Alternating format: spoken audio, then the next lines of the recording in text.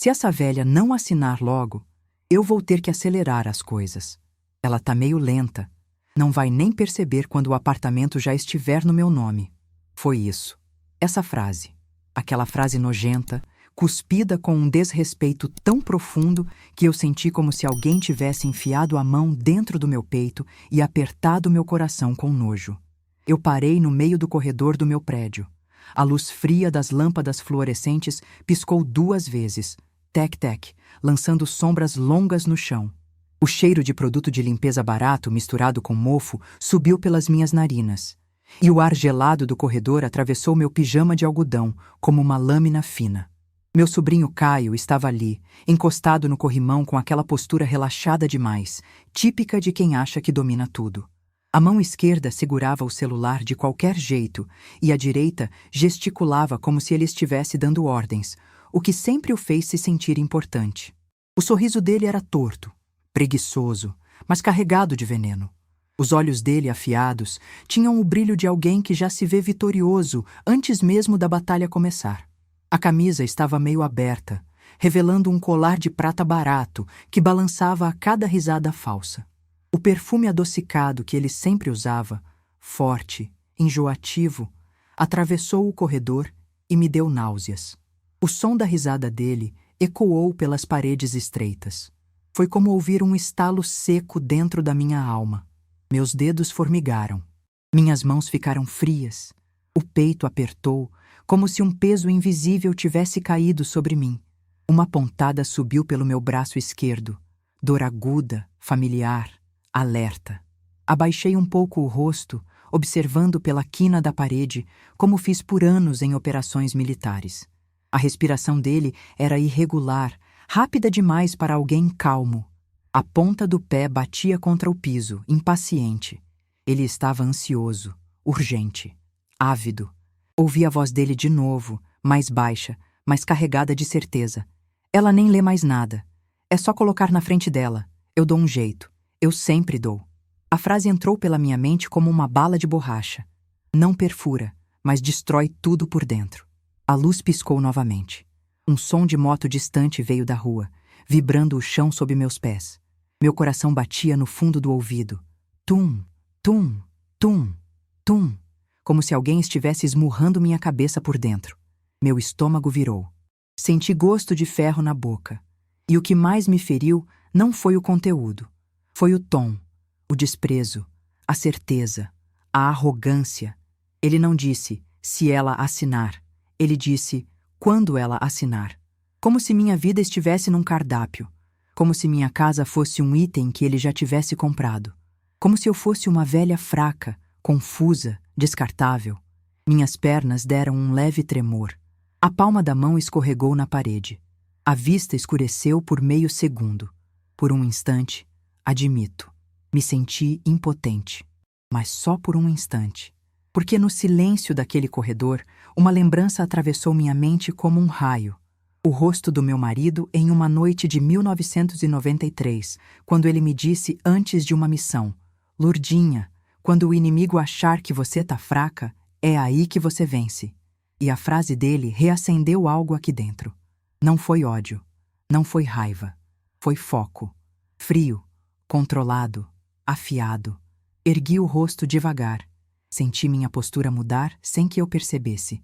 A soldada, a tenente, a capitã, a coronel, todas as versões de mim que o tempo tentou apagar, se alinharam dentro do meu peito como batalhões silenciosos esperando ordem. Respirei fundo. A luz do corredor se estabilizou. O ar ficou firme. E enquanto Caio seguia falando, rindo, planejando, achando que estava invisível, achando que estava no controle, eu dei um passo para trás, bem silencioso, tão leve que só quem foi treinada para infiltração sabe fazer. E jurei, não alto, não agressivo, mas como se eu estivesse assinando minha própria ordem de comando. Ele mexeu com o alvo errado. Ele tocou no patrimônio errado. Ele escolheu a mulher errada. E Caio não fazia ideia com quem estava lidando.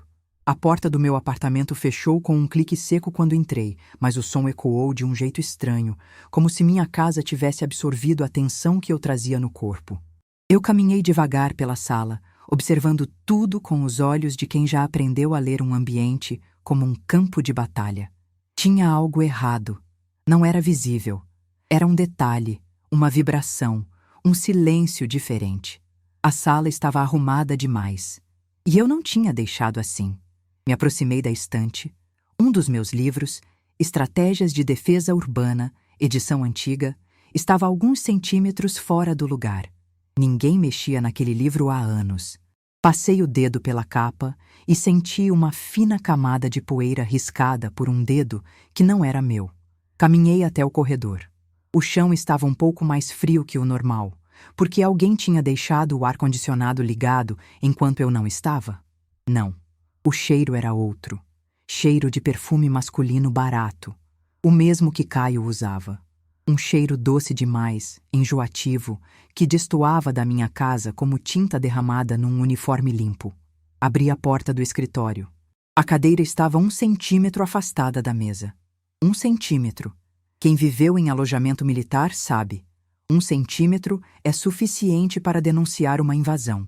O porta-retratos do meu marido estava inclinado para a esquerda, e aquele porta-retratos era intocável.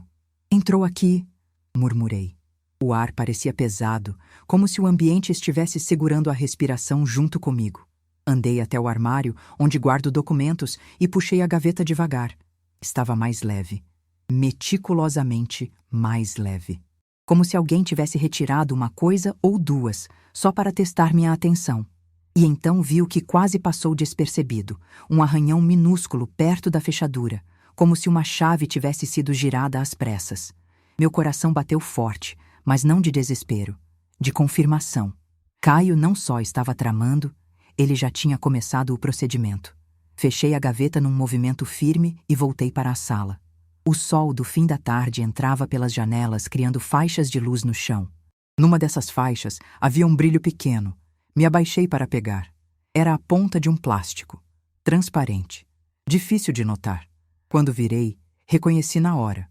O lacre de uma embalagem de papelada nova, daquelas que bancos usam para envelopes de contrato. Eu sabia disso porque vi milhares na vida. E Caio nunca trouxe nada lacrado. Nunca. Guardei o lacre no bolso do pijama, como se fosse uma munição. Fui até a cozinha pegar um copo d'água, mas a água nem foi o mais importante. O que me destruiu por dentro foi ver a minha caneca preferida, a azul marinho, com o brasão do batalhão, colocada no escorredor de louça. Eu não tinha usado ela naquele dia, e Caio sempre inventava de lavar uma xícara para ajudar, mas com a sutileza de um ladrão sem treino. Enquanto segurava a caneca, a mente começou a alinhar tudo. Visitas diárias, documentos urgentes, pasta amassada, porta errada aberta, perfume invadindo o ambiente, objetos fora de posição, o comentário no corredor, a pressa, a ansiedade, o desprezo, pequenos sinais, sinais que só parecem ruído para quem não viveu alerta a vida toda. Até que ouvi um som suave atrás de mim. Tic, tic, tic. Era o relógio da parede, mas naquele instante as batidas pareciam mais altas, mais densas, como se marcassem não o tempo, mas a contagem regressiva. Meu corpo inteiro entendeu algo que minha mente ainda não tinha formulado. O golpe dele estava num estágio avançado. Eu caminhei até o meu quarto. Abri a gaveta da cômoda. Peguei um objeto envolto num pano. Uma pequena câmera preta do tamanho de uma caixa de fósforos. Presente de um colega de velha guarda, usada para treinos e para investigações internas. Passei o dedo pela superfície lisa. O peso frio da câmera na minha mão parecia me ancorar na realidade. Se ele acha que eu não tô vendo, murmurei, então ele não me conhece nem um pouco. Coloquei a câmera no lugar exato onde Caio sempre ficava quando começava a conversar demais. Na estante da sala. Entre duas lembranças militares, perfeitamente camuflada. Voltei ao quarto. E foi no momento em que fechei a porta devagar que senti uma sensação que não sentia desde os meus 40 anos. Aquela mistura de tensão, adrenalina e precisão cirúrgica que antecede uma operação. A luz do corredor parecia mais branca, o ar mais denso, meu corpo mais firme. Naquele segundo, eu soube. O jogo tinha virado. A guerra tinha começado. Mas não era ele quem estava no controle. E antes que o relógio marcasse meia-noite, percebi algo que me fez congelar com a mão na maçaneta. Eu não estava sozinha no apartamento. O silêncio dentro do apartamento era denso, quase palpável, como se cada parede estivesse comprimindo o ar para me avisar alguma coisa. Fiquei imóvel, a mão ainda na maçaneta do quarto, estômago contraído, a respiração curta. A sensação não era nova. Era a mesma que senti no meio da selva amazônica, quando percebi que havia alguém me observando sem que eu tivesse visto ou ouvido. Dei um passo para trás devagar. O piso de madeira estalou sob meu pé, e o som ecoou pela casa como um sussurro de alerta. Tinha alguém ali, eu tinha certeza. Mas não era o tipo de certeza que vem da visão. Era certeza que nasce no corpo, no instinto, na pele. Caminhei lentamente até a sala, cada passo calculado, meu coração batendo no ritmo exato de um relógio de operação. Passei pela estante fingindo normalidade, mas meus olhos percorreram cada canto, cada sombra, cada fresta. Foi então que vi. A janela da área de serviço estava destravada. Eu nunca deixava aquela janela destravada. Nunca. A cortina leve tremia com o vento, mas o movimento era estranho, não natural, como se alguém tivesse mexido nela há poucos minutos. Meu corpo inteiro se tensionou. Levei a mão ao bolso, tateando um objeto que eu guardava desde a época em que trabalhei com o meu marido. Um pequeno alarme portátil que emitia um ruído alto o suficiente para alertar qualquer vizinho. Mas não usei, porque foi nesse momento que ouvi o som que confirmou tudo. Clac! A porta do armário da área de serviço batendo. Devagar demais para ser vento. Forte demais para ser acaso. Aproximei-me, o chão gelado sob os meus pés, e quando coloquei a mão na porta, percebi que estava trancada. E eu nunca trancava aquele armário. Respirei fundo, pronta para abrir, mas antes que eu tocasse a fechadura, uma sensação de perigo imediato subiu pela minha espinha como uma corrente elétrica. Me afastei 2 passos, e então percebi. Não havia ninguém ali naquele momento, mas alguém tinha estado ali. Minutos antes, talvez segundos, e deixado a porta trancada como um recado, um aviso, uma coragem, ou uma provocação. Fechei a janela e travei. Travei 2 vezes. Só então a campainha tocou. Um som curto, rápido, autoritário. Meu coração pulou no peito. A campainha nunca tinha soado assim. Olhei no visor. Era Caio. O cheiro de perfume doce chegou segundos depois que ele entrou. E com ele veio aquele sorriso irritantemente calmo. O sorriso de quem esconde a própria intenção debaixo de uma camada fina de falsa preocupação. Tia, tudo bem? Perguntou com voz doce demais para ser real. Vim ver se a senhora está precisando de alguma coisa. Eu o observei. Ele estava inquieto. O olhar dele rodava pela sala como se fizesse um inventário rápido. O tapete, minhas chaves, o envelope que eu havia deixado na mesa, a posição da cortina. Quando foi que você chegou? Perguntei com naturalidade ensaiada. Ele desviou os olhos, rápido demais. Faz uns minutos. Tava aqui perto. Mexeu no cabelo, mexeu na camisa, mexeu em tudo. Pensei em passar. Uns minutos. Mesmo os minutos em que eu senti alguém no apartamento. O sangue gelou. Mas ele não tinha ideia de que a câmera estava gravando tudo. Caio caminhou até a mesa e tirou de dentro da mochila uma pasta azul. Nova, limpa, sem arranhões. Diferente da outra. Diferente da que ele sempre carregava. São uns papéis para a senhora ver? Coisa simples. Abriu com a confiança de quem acredita que me entorpeceu emocionalmente. Documento de banco, sabe? A senhora precisa atualizar umas informações. É só assinar aqui. Empurrou a folha na minha direção. Eu não toquei. Ele insistiu, aproximando. Olha aqui. Se a senhora não assinar hoje, pode dar problema. Pode perder isenção, pode perder benefício. Tem que confiar em mim, tia. Confiar. A palavra escorreu da boca dele com a mesma textura de óleo queimado. Você entrou aqui hoje? Perguntei de repente, firme, olhando direto nos olhos dele. Ele congelou uma fração de segundo. Só uma, mas suficiente. Entrar? Eu? Riu, um riso nervoso mal disfarçado. Claro que não, tia. Que isso? Ele suou. Eu vi a gota escorrer do pescoço para a clavícula, e esse detalhe bastou para me confirmar. Ele tinha entrado, tinha mexido, tinha vasculhado, e agora fingia que não. Deixa eu ver seu documento. Pedi de repente, tirando-o do eixo. O quê? A voz dele falhou. Pra quê? Pra conferir.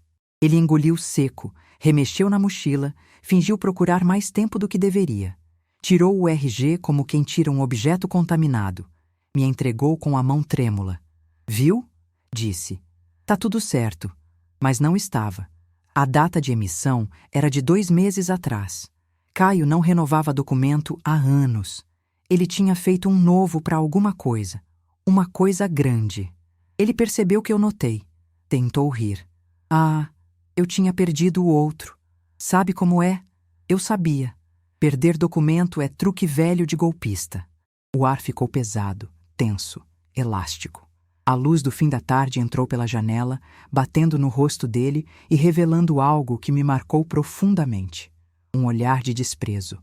Puro, cru, como se me visse como um obstáculo e não como família. Tia, a senhora tá ficando difícil, viu? Disse, mascando cada sílaba com irritação. A senhora complicou demais as coisas. Complicou para quem? Perguntei.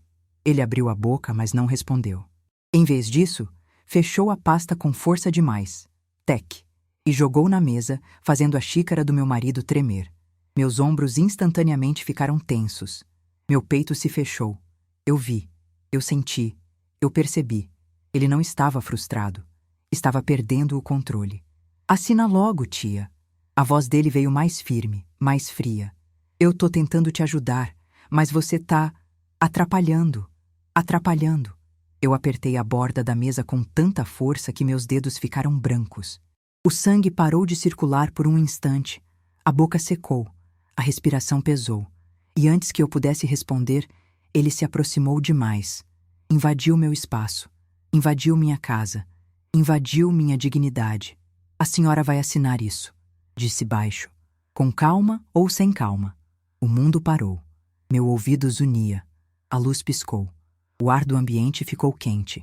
O cheiro do perfume dele queimou minha garganta. E eu percebi que Caio não estava só tentando me manipular. Ele estava me ameaçando. A ameaça não era explícita, mas era clara. Clara como um disparo silencioso. E naquele instante, eu senti algo dentro de mim estalar. Não foi medo. Não foi raiva. Foi a certeza de que eu precisava agir. E agir rápido. Porque Caio não ia parar sozinho. Se essa história já mexeu com você, minha amiga, se inscreve. Você não vai acreditar no que eu fiz depois. Quando Caio saiu do apartamento naquela tarde, levando consigo aquele cheiro de perfume adocicado e culpa fresca, fiquei de pé no meio da sala por longos minutos, sem me mexer. Era como se meu corpo ainda estivesse no modo de alerta, captando ruídos que já não existiam, memórias que ainda vibravam no ar. A casa inteira parecia ouvir meus pensamentos, como se aguardasse a próxima ordem, o próximo movimento.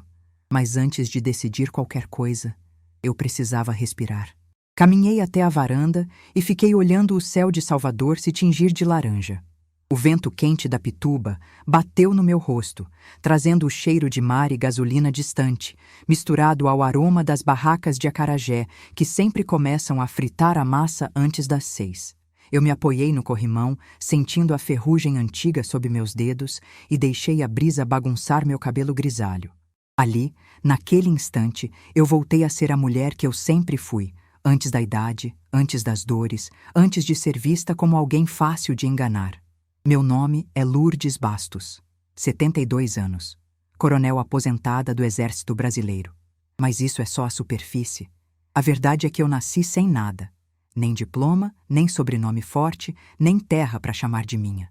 Cresci num bairro pobre de Feira de Santana, filha de uma costureira e de um pedreiro que vivia sumindo em obras longe. Minha mãe sempre dizia que eu era teimosa, dessas crianças que não aceitam ouvir não sem antes descobrir o porquê.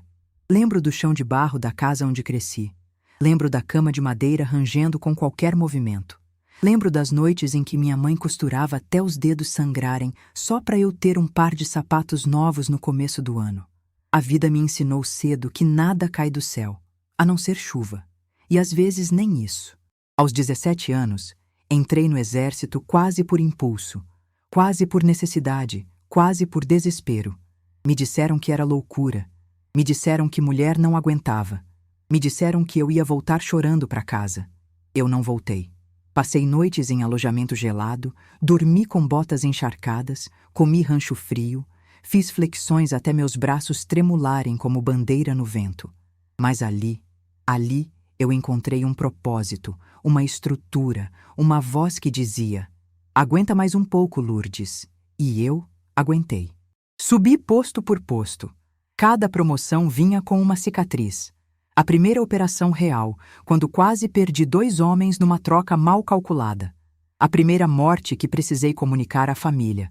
A primeira vez que comandantes homens olharam para mim e entenderam que não era brincadeira. O exército me ensinou disciplina, mas também me ensinou algo que carreguei para a vida. Eu nunca seria fraca. Não importa quem tentasse me dobrar. Casei com o sargento Cláudio Bastos, meu parceiro de missão e de vida. Ele tinha mãos fortes, sorriso fácil e um jeito de me olhar como se eu fosse invencível. Quando nossos filhos nasceram, fiz promessa para mim mesma. Eu lutaria por eles com o mesmo fervor com que defendia meu batalhão. E lutei, mesmo quando precisei ficar meses longe, mesmo quando perdi o Cláudio para um AVC, mesmo quando o mundo tentou me desmontar. Depois que ele se foi, a casa ficou vazia de um jeito que nenhum silêncio do mundo preenche. O café perdeu o cheiro. A cama perdeu o calor, e o mundo perdeu um pouco do sentido. Eu segurei meus filhos, segurei minha irmã, segurei a família inteira nas costas enquanto chorava escondida no chuveiro. E aí veio a idade, e com ela, o que ninguém te conta. O mundo começa a olhar para você como se você tivesse vencido. Mas por dentro, você sabe que a batalha continua, só muda de formato. E a pior batalha não é contra o tempo, é contra quem deveria te proteger. Caio cresceu aos meus olhos. Vi ele correr de fralda no quintal. Vi ele quebrar o braço pulando o muro. Vi minha irmã ralando para criar ele sozinha. Eu nunca imaginei que algum dia ele seria o inimigo que eu teria que enfrentar. Enquanto tudo isso passava pela minha mente, senti minhas mãos apertarem a grade da varanda com tanta força que os nós dos dedos embranqueceram. O vento da noite trouxe consigo um cheiro de chuva, e meus olhos ficaram úmidos. Não só pela emoção, mas pela verdade que eu finalmente conseguia admitir. Eu não tinha medo de Caio. Eu tinha medo do que ele poderia destruir, o resto de paz que me custou décadas para encontrar. No canto da sala, sobre o móvel, estava o porta-retratos do meu marido. Peguei com cuidado, toquei o vidro gelado com a ponta dos dedos e senti uma fisgada no peito. Amor, se você estivesse aqui, você veria, murmurei. Ele tá achando que eu tô fraca. Ele esqueceu quem eu sou. Uma lágrima quente escorreu. Passei o polegar sobre o rosto do meu marido na foto. Mas eu prometo, meu bem, não vou deixar ninguém mexer com o que é nosso. Voltei à sala, respirei fundo e coloquei o porta-retratos no lugar, alinhado como sempre fiz na vida militar, milimetricamente. Porque a partir daquele momento, não era mais pessoal, era missão. E eu estava pronta. Aquela noite, depois que a casa finalmente silenciou, sentei na beirada da minha cama e deixei que a memória me puxasse de volta para um tempo que eu raramente revisito. Não porque dói lembrar, mas porque sempre tive medo do que a lembrança ainda é capaz de acordar dentro de mim. A verdade é que Caio não se tornou aquele homem da noite pro dia. E eu não me tornei essa mulher da noite pro dia. A história dele e a minha começaram em extremos completamente opostos. Fechei os olhos e tudo voltou. O som da chuva pesada batendo no telhado de zinco da minha infância, o cheiro forte de terra molhada entrando pela janela aberta, a luz fraca do lampião tremulando, criando sombras dançantes na parede de barro. Eu devia ter uns 8 anos. Me lembro de estar sentada no chão, os joelhos sujos de poeira, tentando costurar a barra de um pano velho que minha mãe usava como avental. Ela estava curvada, os fios do cabelo grudados na testa de tanto suor, tentando terminar um vestido que a vizinha precisava no dia seguinte. Lourdes, filha, pega mais linha para mãe, por favor, ela disse com a voz mole de cansaço. Havia noites em que eu a encontrava dormindo sobre a máquina de costura, E eu ficava ali, apenas olhando, querendo ter idade suficiente para ajudar de verdade. E talvez esse seja o primeiro presságio da minha vida. Eu aprendi muito cedo que o mundo não tem piedade de quem para. O frio rasgava a madrugada, mas a gente só tinha um cobertor fino. Quando chovia forte, o barro virava lama e o vento entrava pela fresta da porta, batendo nos meus pés. Lembro de acordar tremendo, tentando me encolher para ficar menor, para caber no pouco que a gente tinha. Fome também era visita frequente. Aquela fome funda, que não dói só no estômago, dói no peito, dói na alma, dize quem você é. A primeira vez que senti vergonha de pedir comida foi aos 10 anos. O padeiro, seu Orlando, me deu um pedaço de pão amanhecido e um olhar que era metade pena, metade carinho. Voltei para casa com o pão escondido na blusa, com medo que minha mãe chorasse se soubesse.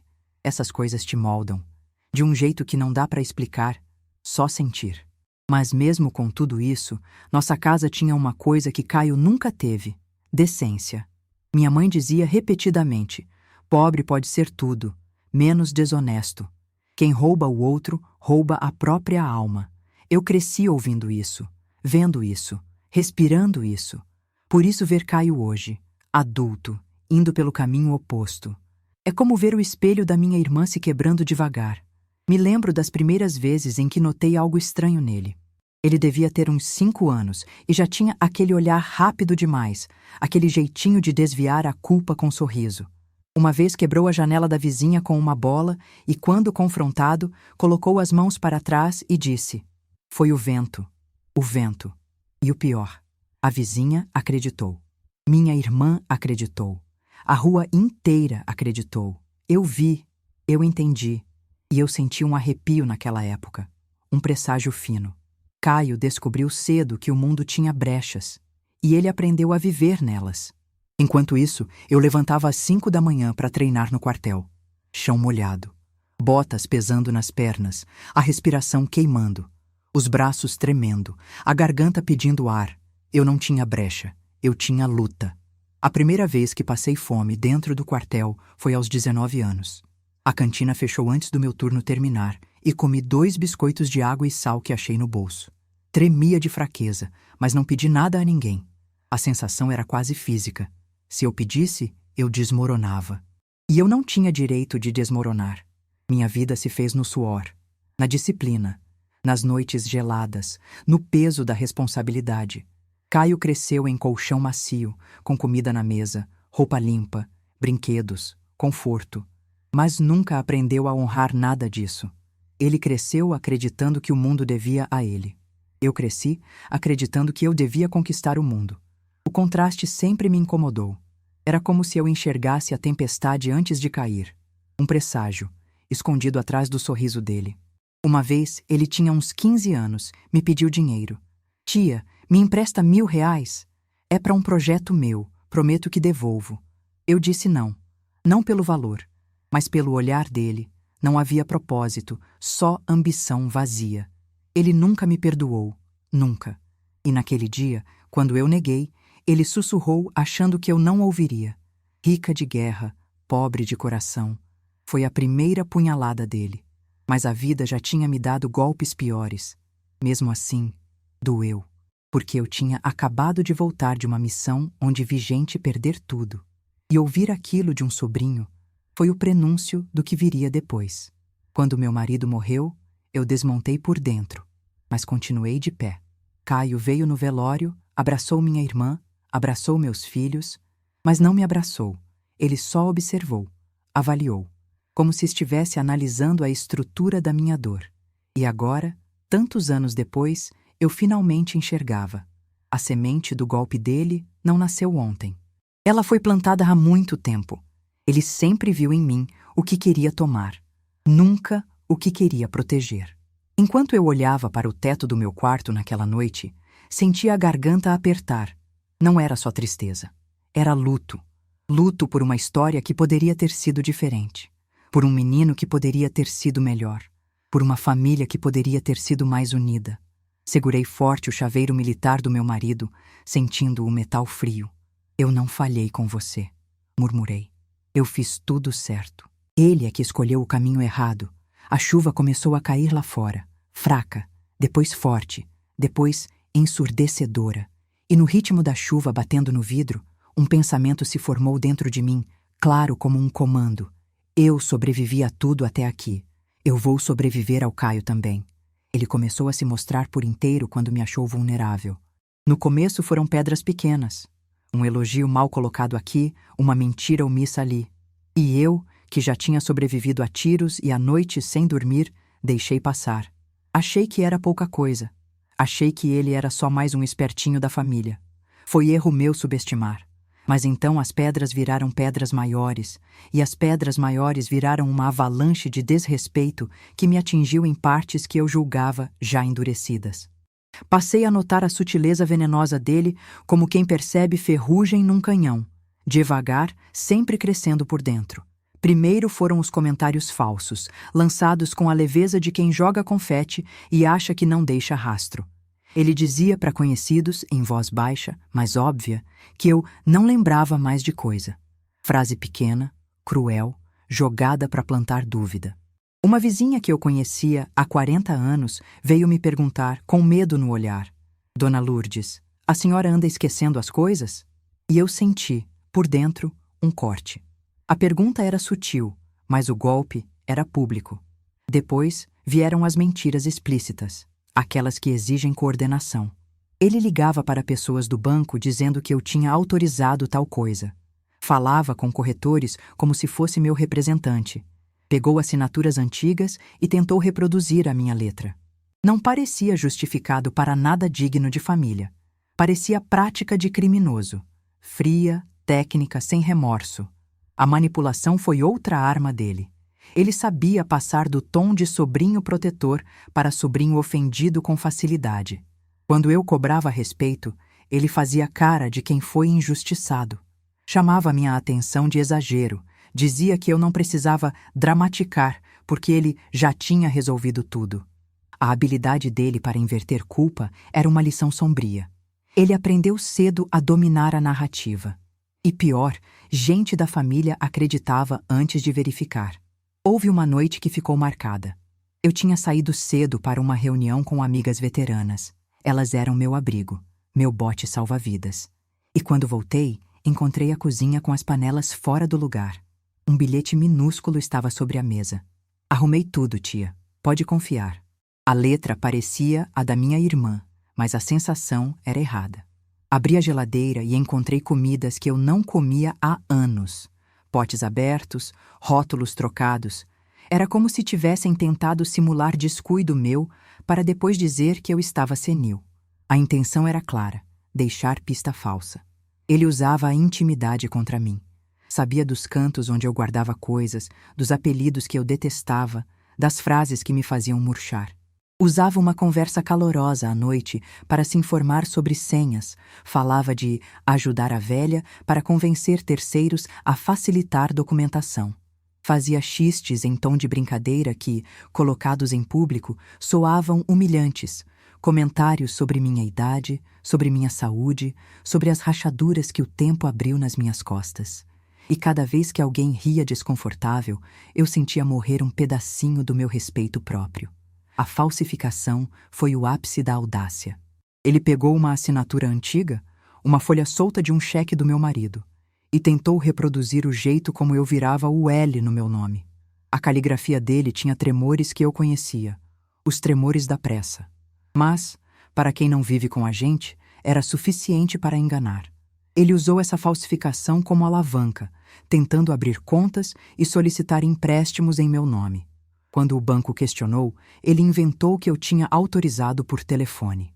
Nunca imaginou que eu teria olhos e ouvidos suficientes para montar a própria teia. O detalhe simbólico dele, algo que me fez sentir repugnância profunda, era o colar que ele sempre exibia. Um pingente barato com a inscrição "Sucesso", que ele pendurava no pescoço como quem ostentasse medalha. Eu peguei aquele colar uma vez por impulso e senti a superfície áspera, o metal sem brilho. Para ele, aquilo era símbolo de vitória. Para mim, era o símbolo do vazio moral de um homem que mede valor pelo que toma e não pelo que dá. Ver aquilo pendurado ali, sobre a camisa aberta, me dava vontade de arrancar da garganta dele com as próprias mãos. Ele também gostava de humilhar em público, com sutileza cirúrgica.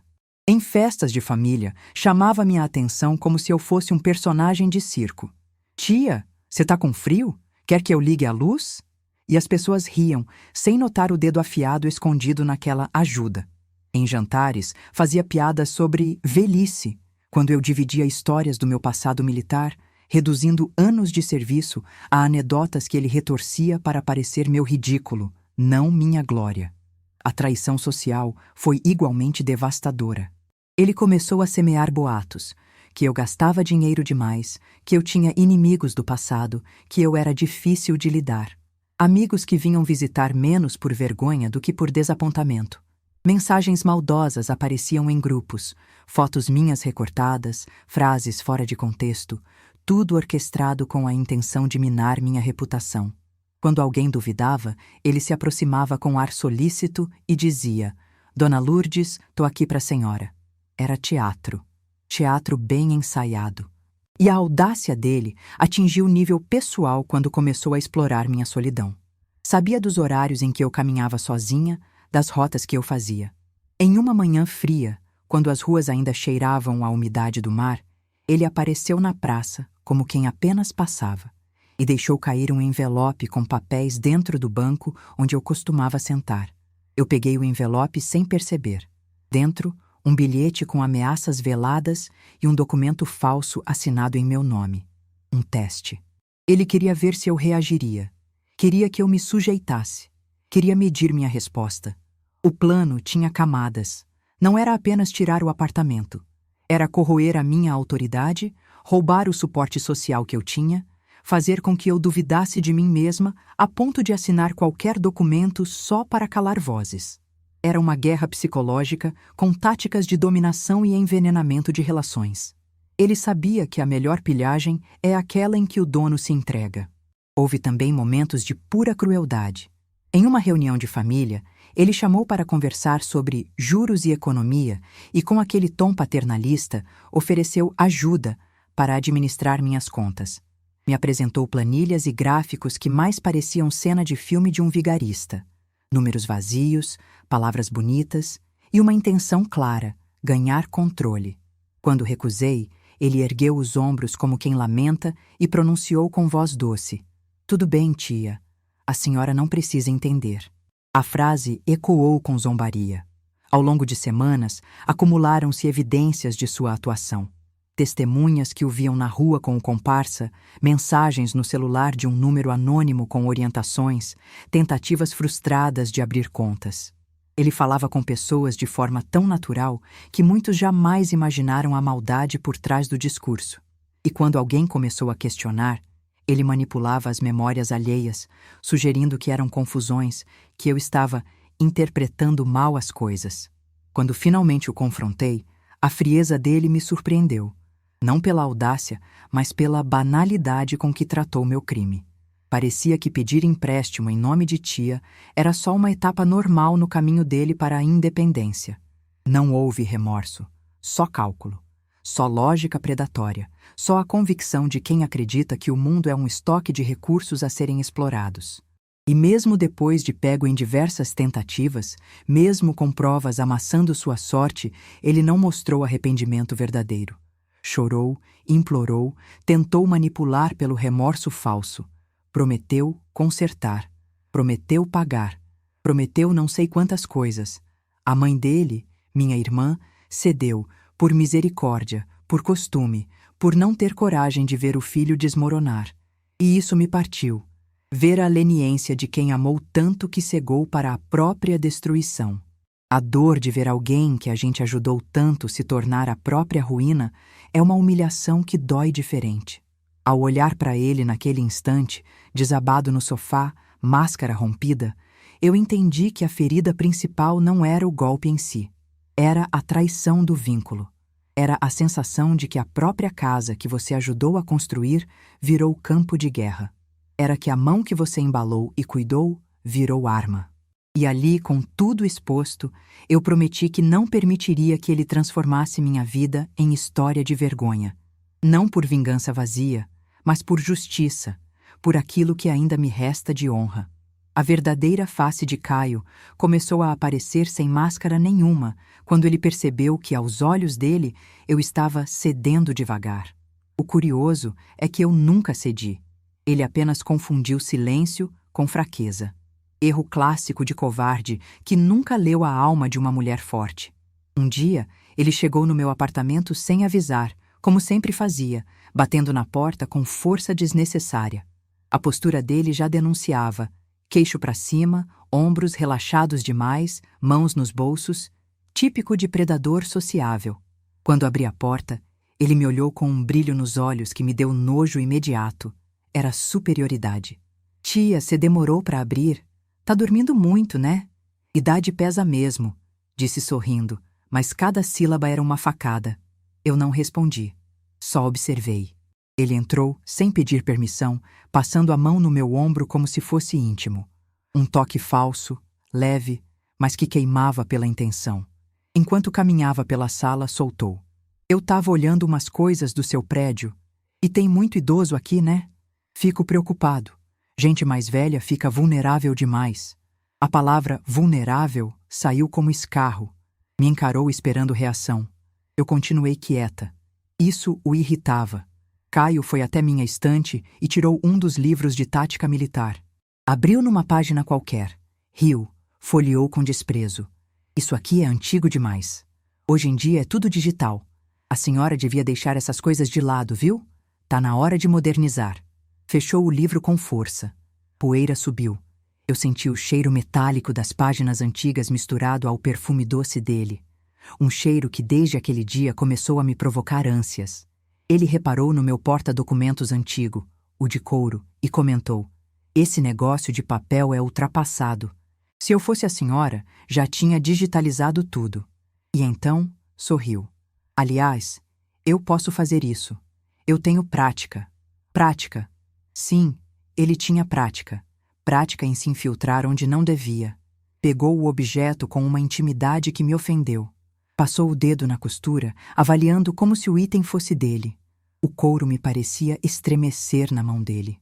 Nossa, tia, isso aqui é do seu tempo de militar? A palavra seu tempo veio com desdém. Caramba, parece até peça de museu. Colocou de volta. Torto, torto. Detesto coisa torta. E ele sabia.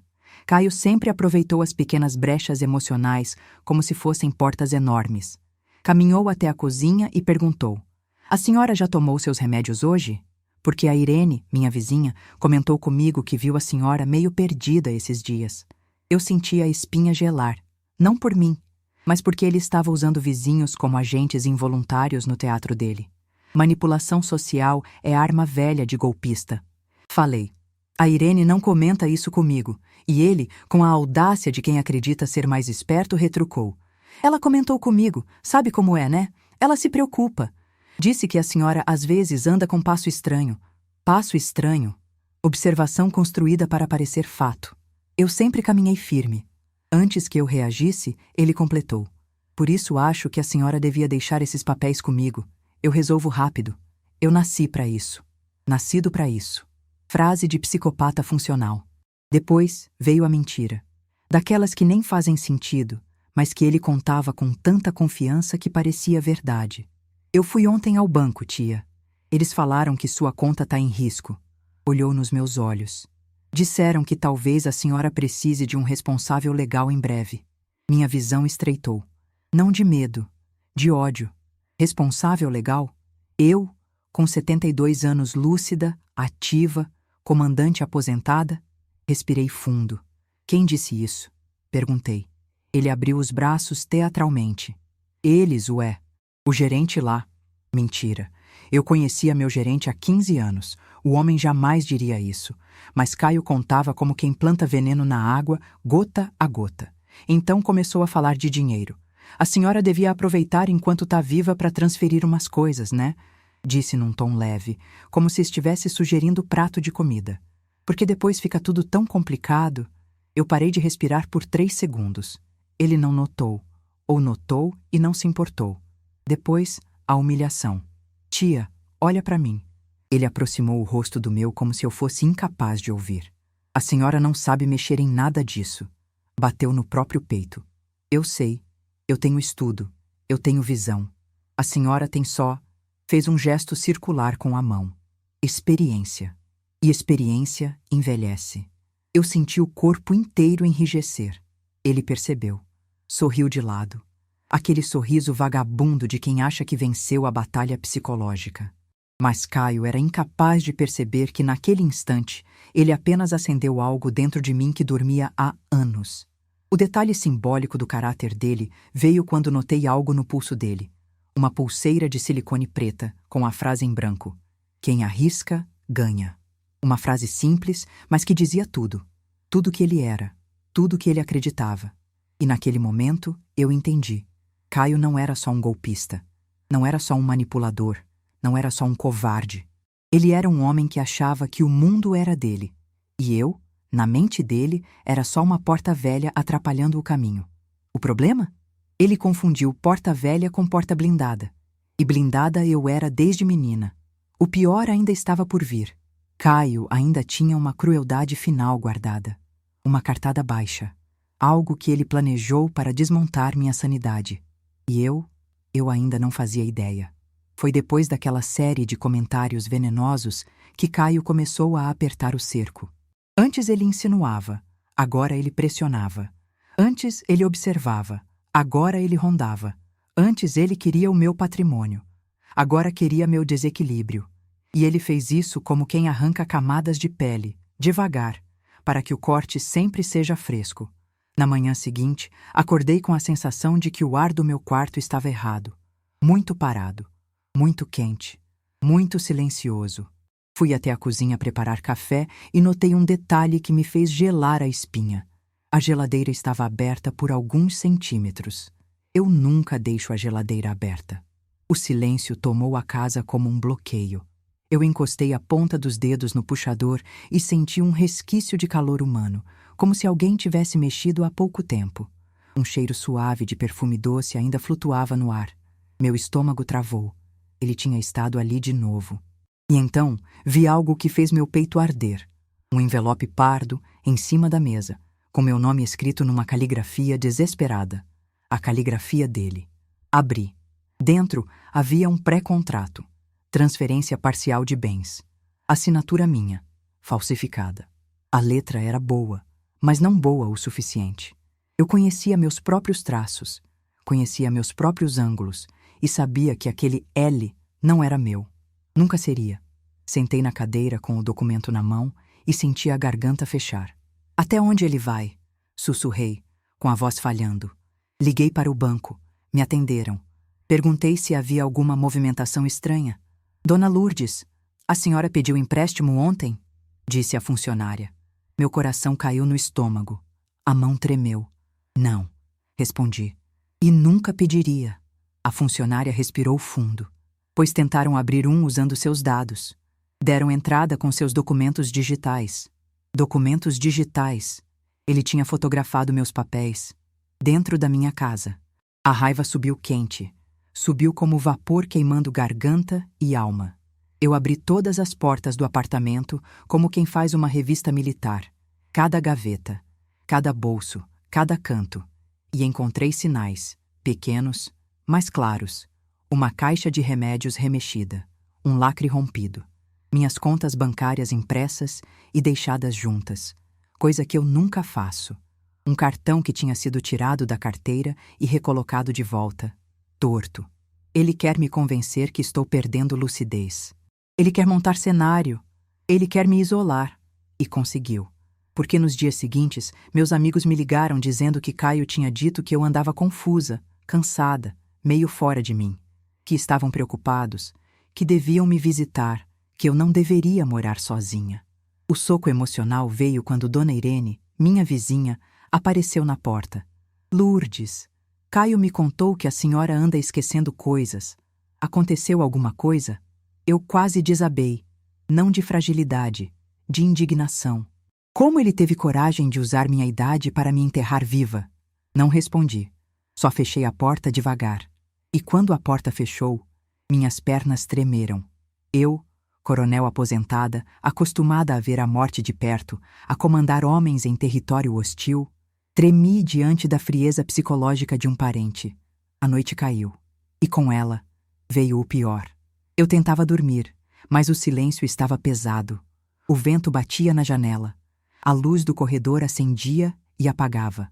O som do elevador subindo me deixava tensa. Qualquer ruído virava ameaça. Às 3 da manhã, levantei para beber água. Passei pela sala. E congelei. A janela novamente estava destravada. E desta vez, mais aberta que antes. Senti a pele arrepiar. Cada fio. Caminhei devagar até a varanda e coloquei a mão no trilho. Frio, gelado. Como se tivesse sido aberto havia poucos minutos.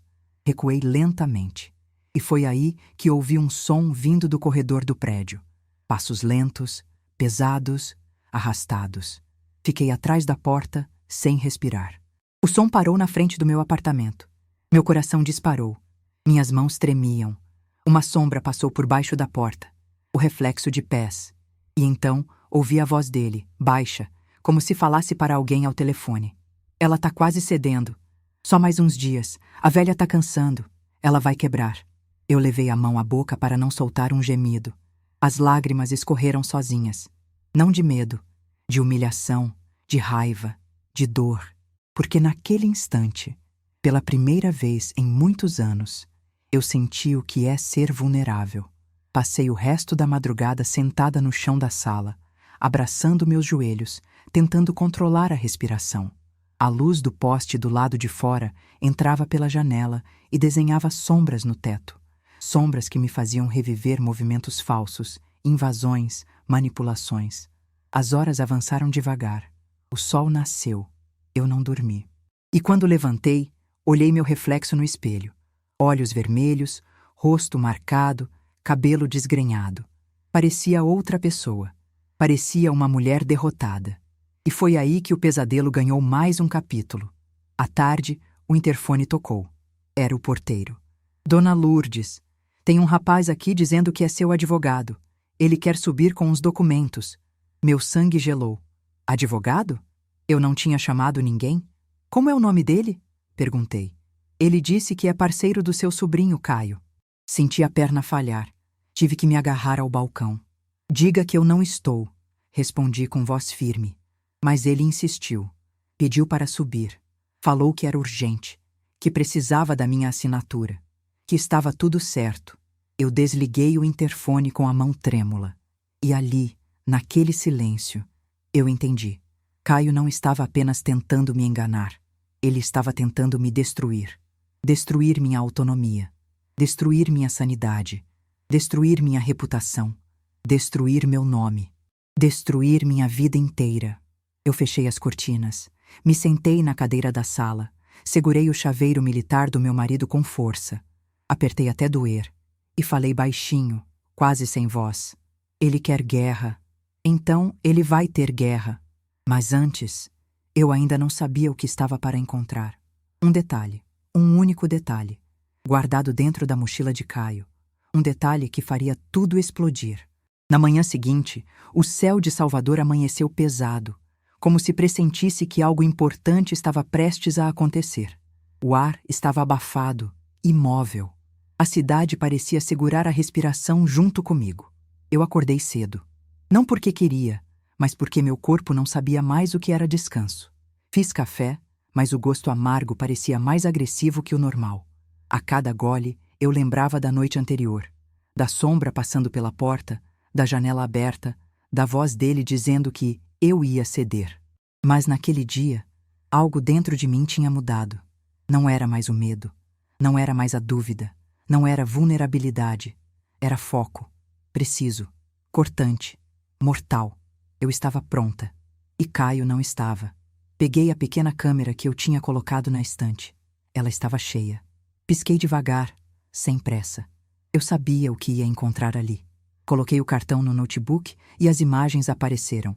Caio entrando no meu apartamento com a chave escondida.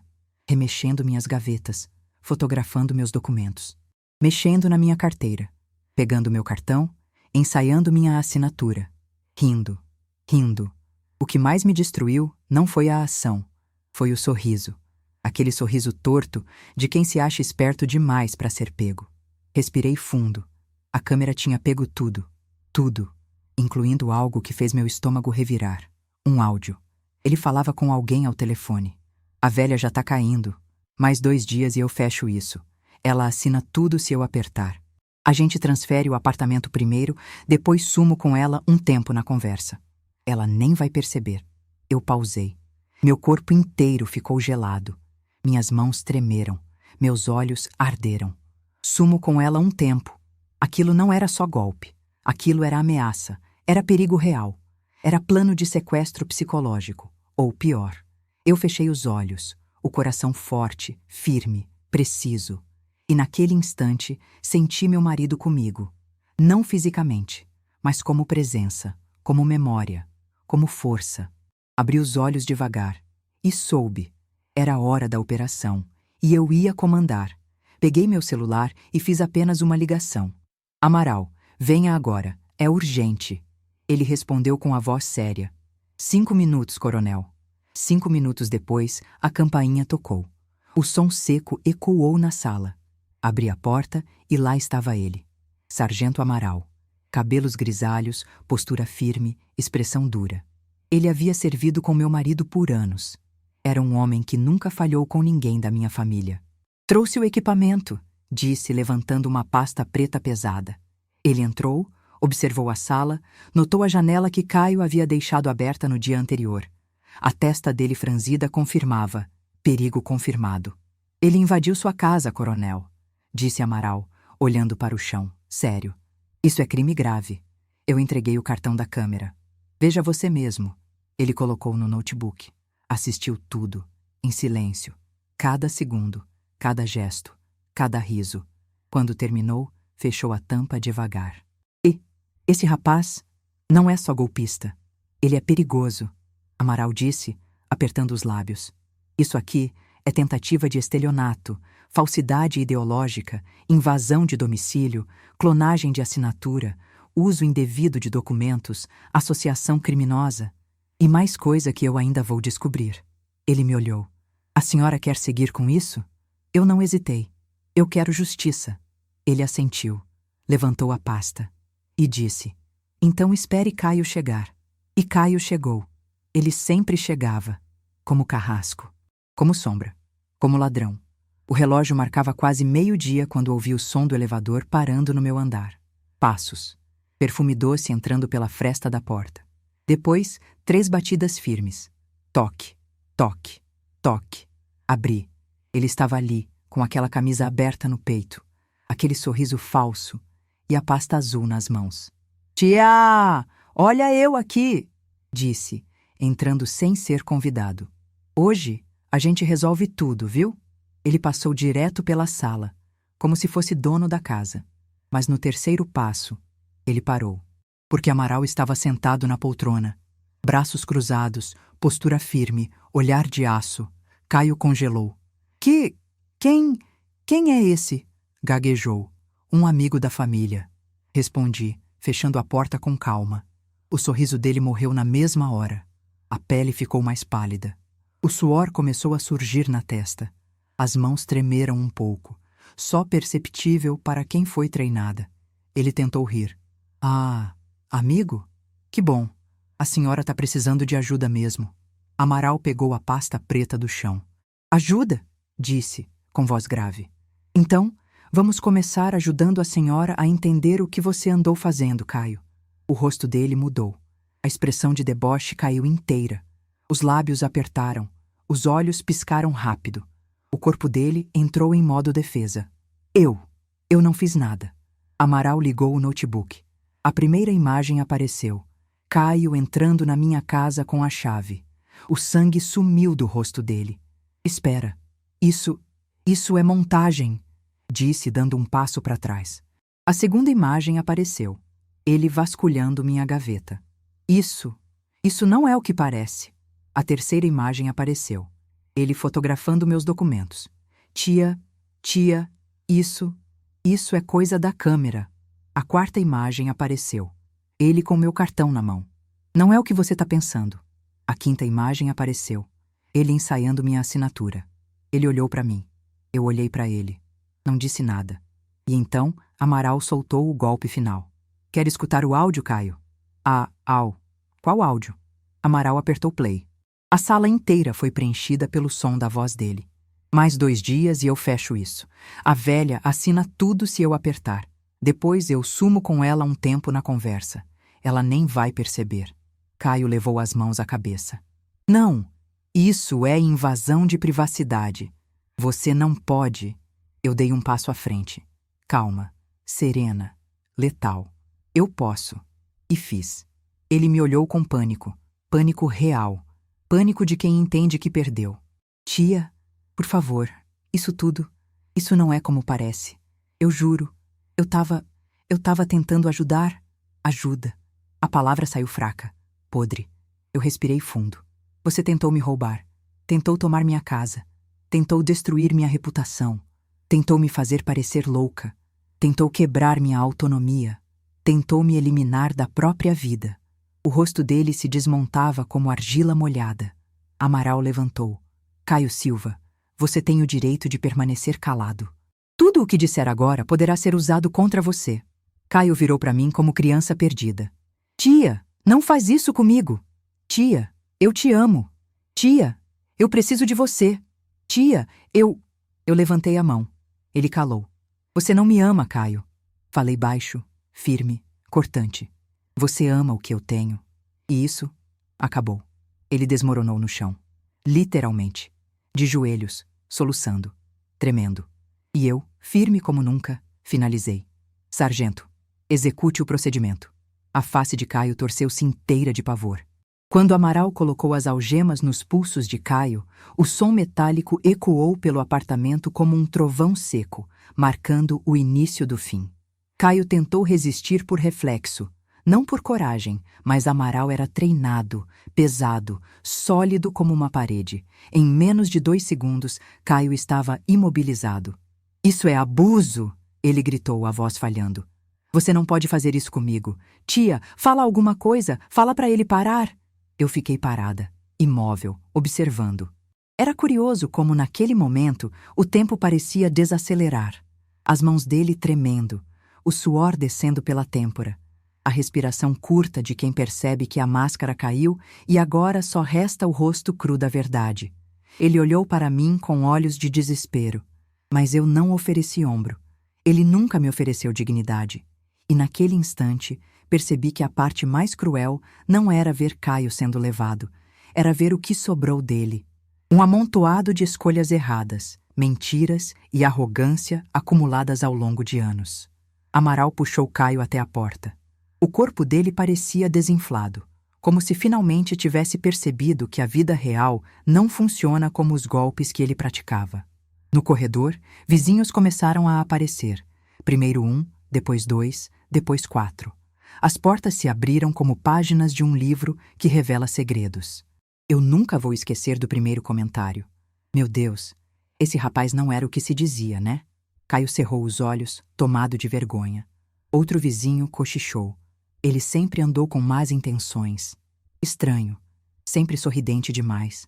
E quando Dona Irene apareceu com o avental ainda sujo de farinha, sua expressão revelou mais do que palavras poderiam. Lourdes, meu Deus do céu, ele fez isso com você? Eu apenas assenti. Um aceno pequeno, contido, doloroso. Caio tentou falar. Mentira! Tudo isso é mentir. Cala a boca. Amaral disse com firmeza militar. Você já falou demais. As pessoas que Caio sempre enganou agora estavam olhando para ele com a lente da verdade. Um silêncio constrangedor tomou o corredor. O tipo de silêncio que pesa mais do que qualquer acusação. Quando chegaram no hall do prédio, o porteiro, seu Gilmar, homem simples, honesto, que me vê há mais de 20 anos, ergueu os olhos, incrédulo. Esse aí? É seu sobrinho mesmo, Dona Lourdes? Infelizmente, respondi. Caio gritou. Gilmar, pelo amor de Deus, fala alguma coisa. Você me conhece. Gilmar engoliu seco. Conheço, disse, decepcionado. Conheço bem, e não é de hoje que ando desconfiado. Foi o primeiro golpe moral, mas não seria o último. Na delegacia, Caio tentou se justificar, tentou montar versões, tentou apontar culpados invisíveis. Mas cada mentira era desmontada por uma prova. Foto, vídeo, registro de ligação. Mais foto, movimentações bancárias, testemunhas, relatórios. A delegada ficou em silêncio por 10 minutos analisando as imagens. Quando levantou os olhos, disse: Senhor Caio, não existe argumento que justifique isso. O senhor cometeu crimes graves. A senhora, Dona Lourdes, foi extremamente correta em denunciar. Eu assinei o depoimento com a mão firme, sem tremer. Do lado de fora, a notícia começou a se espalhar pelo bairro como incêndio em mato seco. Os vizinhos cochichavam. As tias de igreja comentavam. O porteiro de outro prédio veio confirmar. O grupo do WhatsApp do condomínio explodiu. Caio foi preso. Golpe na tia. Imagina, a própria família. Ele parecia tão educado. Minha irmã recebeu a notícia no trabalho. Quando chegou à delegacia, estava pálida, descabelada, tremendo como papel molhado. Ela entrou, viu Caio sentado no banco de concreto da cela temporária, algemado, derrotado, e desabou. Meu filho, o que você fez? Caio chorava, mas não pelas vítimas. Chorava pelo constrangimento, pela queda, pelo fim da vida que ele acreditava ter sob controle. Mãe, eu não queria, eu me perdi, eu estava precisando de dinheiro. Minha irmã bateu na própria perna, gritando: Dinheiro, Caio! Dinheiro! Você tentou acabar com a sua tia! Você tentou acabar com alguém que sempre te deu tudo! Ele abaixou a cabeça. Não conseguia olhar nem para ela. Eu queria te dar orgulho, disse soluçando. Ela riu, um riso triste, quebrado. Orgulho? Você destruiu tudo. Tudo, Caio. Ela então se virou para mim. Olhos marejados, rosto devastado. Lourdes, me perdoa. Eu nunca imaginei que ele fosse capaz disso. Eu sempre fechei os olhos, achando que era só fase, só falta de rumo. Eu segurei sua mão. Não foi sua culpa. Ele escolheu isso. Ele quis isso. Ela chorou no meu ombro como criança. E eu sentei com ela no banco do corredor, sentindo o peso de décadas de família se desfazendo ali. Quando Caio saiu da sala de interrogatório, já com o documento de liberação condicional, porque a primeira fase era investigação, não prisão definitiva, ninguém levantou para abraçá-lo. Ninguém ofereceu água. Ninguém tocou nele. Ele caminhou pelo corredor como um fantasma, sem olhar para mim, sem olhar para a mãe, sem olhar para ninguém. E quando chegou à porta da delegacia, minha irmã disse a frase que selou o destino dele. Caio, você não volta para casa. Você vai embora. Vai se resolver sozinho. Do meu teto, você tá expulso. Ele virou para ela desesperado. Mãe, eu não tenho para onde ir. Ela virou o rosto. Foi embora comigo.